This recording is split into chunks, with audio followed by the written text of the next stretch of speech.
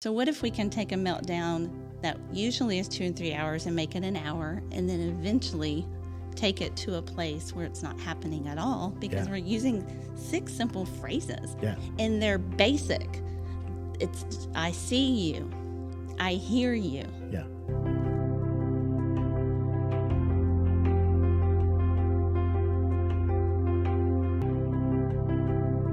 Well, welcome to the second episode of our Fostering Collective podcast. What? Yeah, I know. It's pretty cool. We're moving on up. I know. I'm excited. So what we had just finished up with a training for de-escalation about crisis. And so we have Christi Sowell here, and she is the shepherding director here at Fostering Collective. And so we're going to talk a little bit about this idea of when there's crisis, how can we de-escalate? And it was a great training, and I look forward to seeing another one happening soon. And right, like I'd personally like to shout out to Methodist Children's Home here in Tyler for doing that for our staff and several of our moms. They did such a and great dads. job. They did an amazing job. I left feeling empowered with some tools just to be able to share with other families, but also take into my home to be able to help out, to have some healthy conversations. So super excited about it. Yeah, so they did a great job. They, I was one of 2 other guys of a room full of moms, and they did great with working with me and the other dad, and we felt involved and included, and so they did a really great job. So that's a good shout out. Thank you for that. So the picture that we want to kind of start off with, that you guys that are listening probably are well aware of, but so the crisis management, the crisis times when things are just getting bigger and bigger and bigger, and probably faster and faster than you realized. And so some of the examples that we kind of came up with in the training was like one of your children, you come into the room and that you find them hitting their head or hitting a door or a piece of furniture, and it looks like it's going to get worse. It's not getting better. And there was some other examples that you thought of too, about those crisis times when you're trying to figure out what's going on. Right. So, a lot of our families struggle with healthy relationships on social media. So as parents having to monitor that. And definitely, I feel like most of our situations that end up in a crisis mode is just control. A parent wants to control a situation. A child wants to control a situation. So let's work together to name it, to tame it. Anybody who knows me knows I say that all the time. We got to name those emotions so we can tame them. Exactly. Yeah. Yeah. And on a little side note, I've seen some things in our kind of sensory area where there is a way for a child to be able to look at a bunch of words that are emotive words that they go, oh, that's why I feel. Like. Yeah.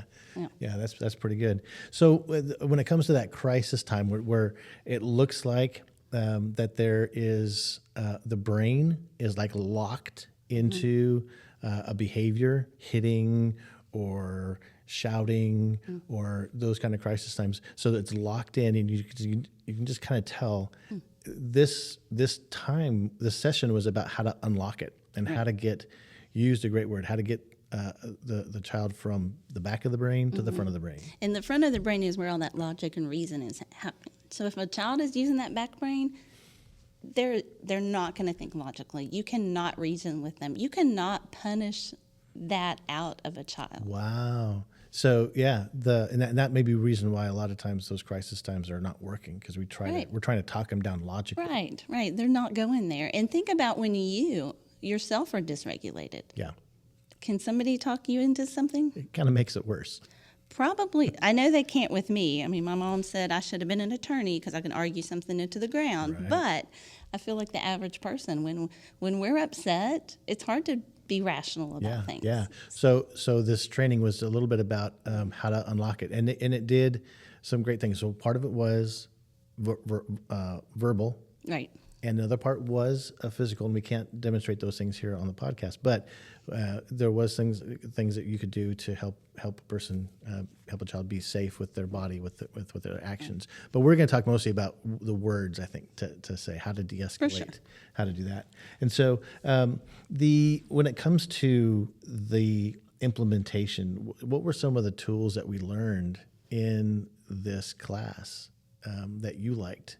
You're an expert in this, and so was there something new? I am a professional at having trauma in my home. Yes, you name it, we've experienced it. Yeah, we're all experts in crisis.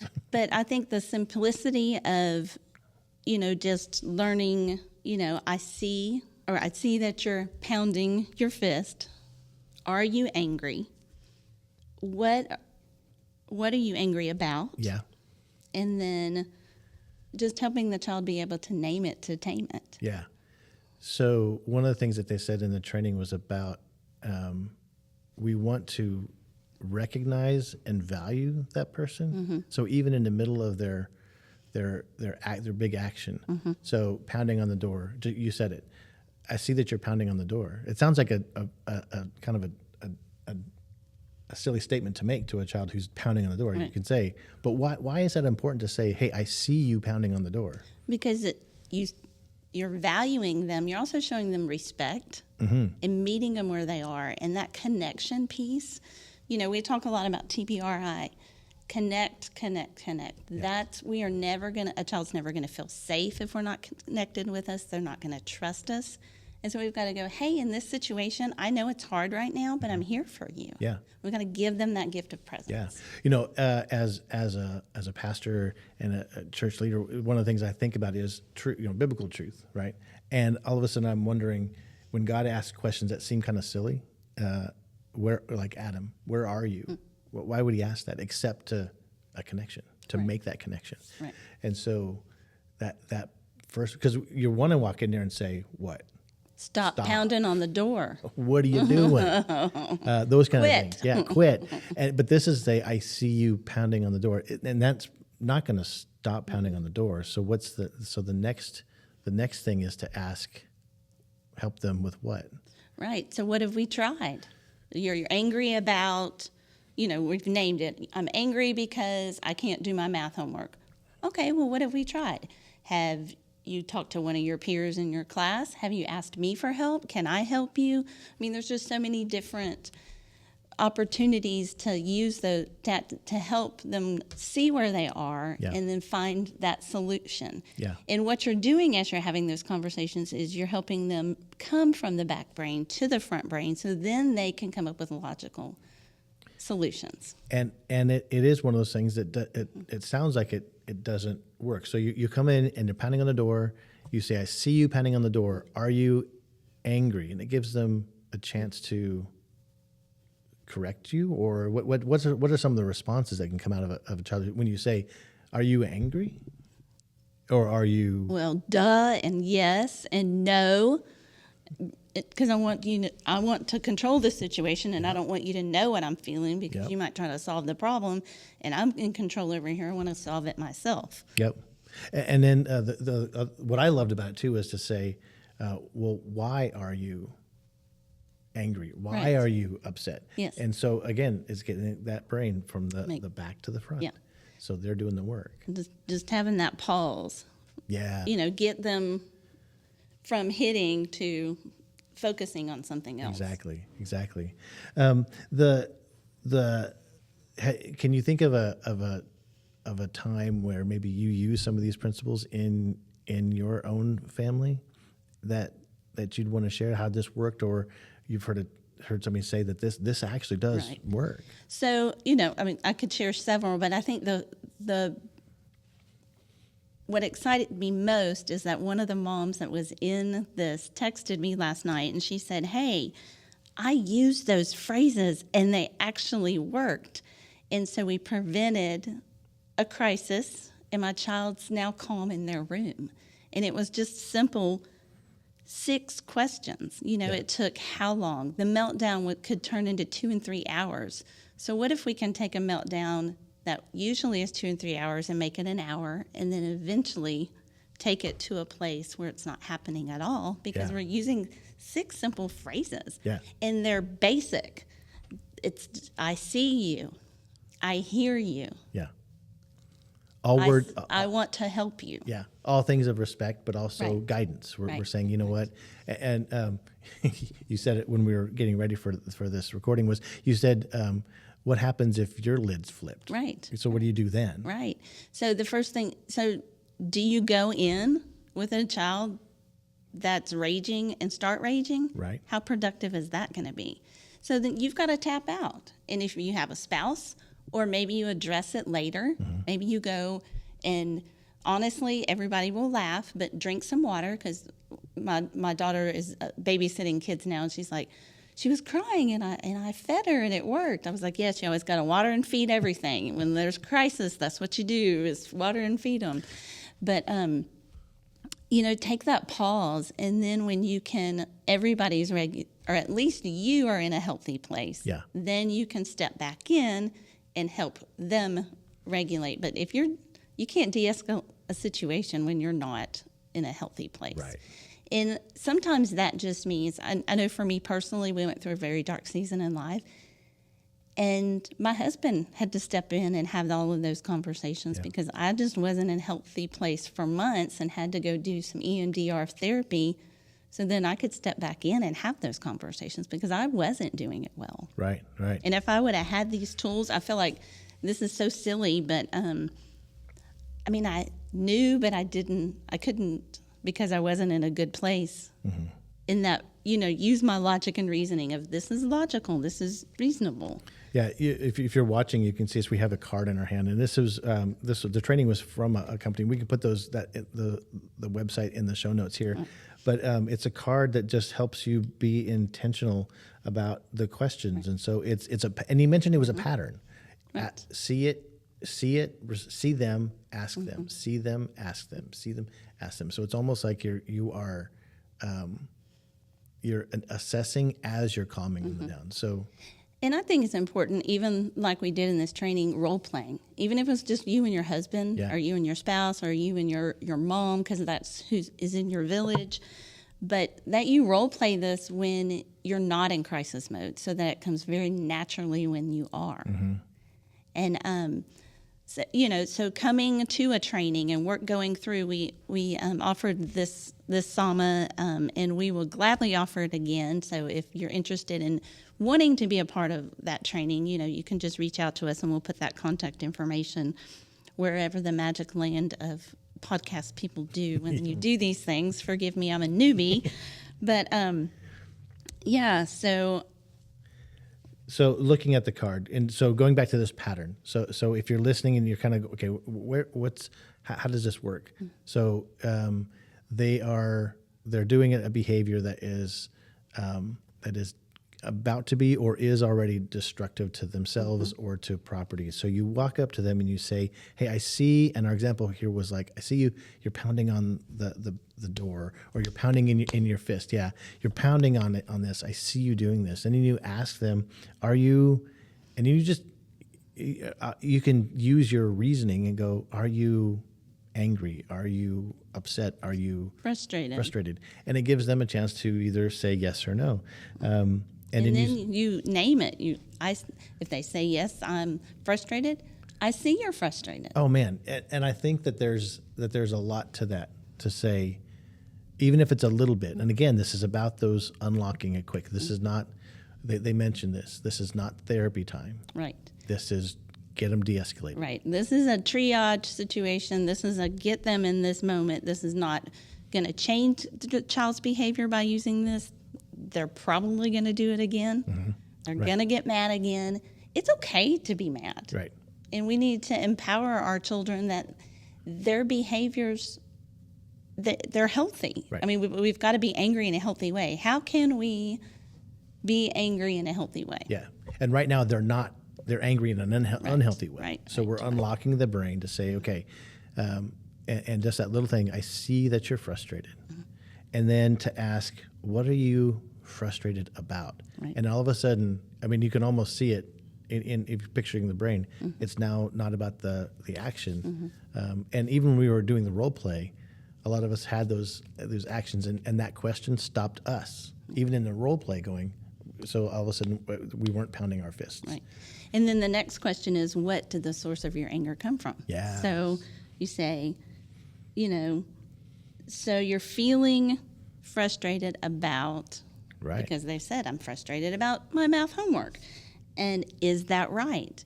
You're empowering them. You're also talking them to that front part of the brain to trigger using that logic and reasoning by asking those simple questions in a calm manner, at their level, and you're not yelling it. And we even were in that role play session, we were like, we gave up some pretty real examples. Like I think one example was, you love them more than you love me. Right. And so all of a sudden now they've just told you exactly what's going on. Right. Yeah. And then it's like, then you can say, well, what do you want? What can we do about it? How can we get you to not be angry anymore? Yeah. Yeah. And we may not be able to say, oh, you said you wanted a brand new car. I can't buy you that car, but hey, we've got to the point where they're thinking. Yeah. In that front part of the brain, because they came up with their solution, and then you can offer a compromise, or you can offer two choices. Well, we can't get you a new car, but how about let's go for a drive and you can use mine this afternoon, or whatever that means. You even had the example of one person was like they threw their phone across the room or something, or that I'm frustrated and I'm mad because you took my phone away. Well, what do you want? I want my phone back. Well, you can't get your phone back, but what? And all of a sudden you're going into some options. You can't have your phone back, but what could we do instead? Or what can you do to get your phone back? That kind of thing. Who are you wanting to talk to? You can use my phone. You know, those different situations that we can just help them think logically through to get to a place where, oh, we're calm now. We're having we're able to actually have a conversation. Yeah. So there was again, going back to this is not counseling. This is just crisis management. Right. This is de-escalation. And so all of a sudden they're not hitting their fist anymore. They're not hitting the wall anymore. Right. That's the whole goal. That's it. And then you can get them into another quiet place. Right.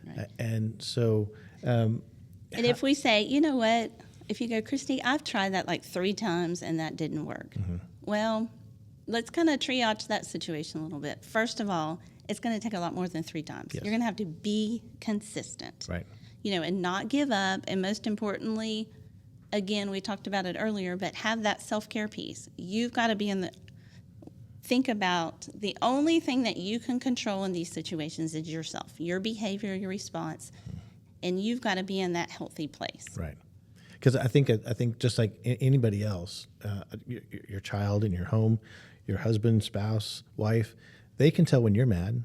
So if you're walking in and you even though you're controlled, but you're still like your lid is still flipped, but you're controlling it. That's good, but they can still feel that tension. Right. And I feel like as a mom, maybe dads have this sense, I don't know, but you can look in your child's eyes, and their eyes, oh, we're gonna have a fight tonight. Yeah. So I've even gotten to where when I'm dysregulated and I get home after a hard day, I look at my kids and go, hey, I know I'm dysregulated tonight. So it's a good night not to pick a fight with mom because I might fight tonight. I mean, I've done that a time or two. I'm in a bad mood. And they've come to me and said, I've had a bad day or whatever. So we've told them kind of ahead of time. But you can also just see. And so then that's when you can start using these problems. Hey, are you okay? And just do that check-in. I love check-ins with my kids. And I love even follow-up when they've had a hard day. Yeah. Doing those check-ins. Hey, how did this work out? Because the last few questions, what are you willing to try? And then, the last one is, would you let me know how it works out? Which that's a check-in to follow back up to see, did this work? Did it work? Did our conversation, was it helpful? Do we need to tweak this just a little bit? Or what can we do, to be consistent? Yeah. So we've learned the skill, and also part of the training was verbal. Then there was the training about how if it turns into a physical thing. Right. And so there were some things I took away from the training of physical things, and one of them was this wasn't like a martial arts class where you're trying to joint lock somebody. Right. It was still, but it was about how did you describe that? How do we not restrain. It was to confine. Yes. That's the word, was confine. We're not restraining, we're confining. And so we learned some basic principles in how to protect yourself Right. from doing that. And so that was also part of the training that was really, Right. really crucial. Right. And so again, if those are things that are going on in your home and you're seeing aggressive children, you're seeing, you're having to turn into situations where you're concerned about, is this a healthy way to confine a child? Is this legal? I mean, we have those conversations all the time, just being real. Like, what can I do as a parent? What can't I do as a parent? I don't want CPS to come into my home. Right. So we just have, and sometimes our kids call 911 or call the police. And so we have to have those healthy tools in place. And this training is just super helpful for you to be mindful and gain those tools. Yeah. So you could actually say to, if something goes really, really astray and you do have some people at your house, you could say, this is the training I received and this is what I did. It shows that you are being intentional with that. And so there's a lot of value in that. And so you could call our office and say, hey, I heard some things that you guys were talking about. Can you tell me more? And you could walk them through, or send them over to the Methodist Center. Children's Home, and they have offered. We were going to offer this training several times a year. So, and also in our community groups, in our dad group, family collective, and our moms groups, we're going to be talking about de-escalation this month. Yeah. So the whole month of February. So come get plugged in and get involved. Yeah, that's a cool thing. This whole month is we're calling it this is just de-escalation. Right. So as my role as the church engagement, I'll be helping with churches to understand de-escalation. And so being able to empower a church leader or a Sunday school teacher to say, here's some de-escalation things. Now, there are some really differences between what a parent can do and what a worker can do. But understanding that, we can still offer guidance. But even if they just had those simple verbs, the verbal things. That would be huge. Because so many times our kids, churches have said, I'm sorry, you can't bring him back. Right. And man, we need the church. Yeah. Yeah, it's the second part of our mission statement. The church is the answer to this crisis. That's right. And so being able to assist churches and families to be able to say, hey, there's a process from verbal de-escalation to, in those other times, the physical de-escalation. The de-escalation is a crucial part of the fostering environment, because it is steeped in hard things. And hard things sometimes blow up into a crisis. How do we manage those things? Right. So Proverbs 15:1 says, a soft and gentle and thoughtful answer turns away wrath, but a harsh and painful and careless word stirs up anger. Yeah. Yeah. Wow. Yeah. So being able to come to one of our community groups and talk about that. So with Dad Collective, we have 2. We have one coming up. And on the 6th, we'll be watching a movie, Secondhand Lions. I'll be bringing in some of the things there's some things in there about de-escalation, and there's some of them were kind of funny. And so we'll laugh together. And then we have another men's lunch, and that's on a Friday, the third Friday. And so we get information about that. And there's for moms and families coming in. So I know this is the test of our calendar and me knowing it off the top of my head. Oh, you didn't tell me I had to come prepared.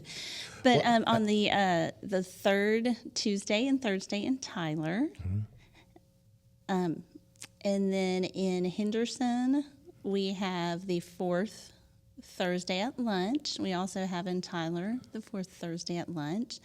The first Tuesday of each month, we have a group in Mount Pleasant, and then we've just started a new, and those are for moms. We have for mom on a Friday in Mount Pleasant, and I think it's the third one, so sorry if I missed it. We'll put all those in our notes to blow, so we'll have all those things. So. And then we do have one in Cherokee County on the second Monday, and we just started a dad group in Mount Pleasant on that fourth Tuesday at lunch. And then we also have for our kinship caregivers. Yes. In Tyler. So the whole thing, when you say all of that, this is what I love being here at the Fostering Collective, is because when we were fostering and we were working through adoption, our eyes were focused on the work that was right in front of us. I mean, it was almost like, what's the next step? I mean, I don't even know what I'm going to do the next 5 minutes. And so being able to have a a group like the Fostering Collective around Right. around families that are locked in downward looking to say, hey, we understand. Right. And we're not asking you to look up or anything, but we are doing it. We're looking at for you. So we're seeing that there's a need for crisis and de-escalation. Last month was sensory awareness. And so we have a whole calendar planned out of scenarios that we know foster and adoptive families are going through. Right. And it's us looking up for you so that you can do the work, but then we bring you into some of the training, some of the community. So, we just got done off the dad's retreat. There were 30 dads, and we were able to talk about things that we can't say anywhere else except in that room because no one else understands really when you say this word or this feeling. Most people are like, I don't know what that means. Right. It's that unspoken just camaraderie that you feel like, oh, you're a trauma mama, I am too, and there's just that peace that comes over. Oh, this is a safe space. Yep. But then also don't isolate, because so many of you do. Don't make excuses. Yep. If you need help with childcare to be able to come to one of those, call me, because I've got some certified sitters that are trauma informed that want to serve your families. Yep. So let's make it happen. Let's get your village to understand the importance of tapping out and coming and being part of these community groups. And I can imagine somebody listening to what we're talking about, this is their first real outreach. They said, they've been isolated for months. And they're like, you know what, I saw this on Facebook or I saw this wherever, I'm going to listen to it. So congratulations. Thank you. And well done to do that first step to get out of that circle, to get out of your isolation. And then take the next step and bring yourself to one of these community groups. It really does make a difference. Right. It's the way God wired us. We're wired to need each other. And if we try to isolate, then we're missing a huge component of what God created us to do. Amen. And so being able to go through this SOMA training and being able to go through it with this agency with the Methodist Children's Home, am I saying that right? You got it. I got it. So we partner with a lot of different agencies, a lot of different professionals who deal with this. And so if we don't know how to do it, we'll find someone who can do it. That's right. And so that's what we're all about here at the Fostering Collective. And so helping you do the best job that God's called you to be as a foster adoptive. We want to keep you healthy so you can do what God's called you to do. Exactly. For a long time. Amen. All right. Christi, thank you for taking this time out to do this. I know you are super busy. And so you took the risk and said, okay, I'll get in front of the microphone. Thanks, Steve, for forcing me to do this, because anybody who knows me, I always say no to everything, right? Yeah, she did say no at first. So, and I'm glad I did it, so thank you. All right. Well, so if you have any questions, Mom, Dad, then just go ahead and look in the show notes, and you'll see how to contact us here at the Fostering Collective.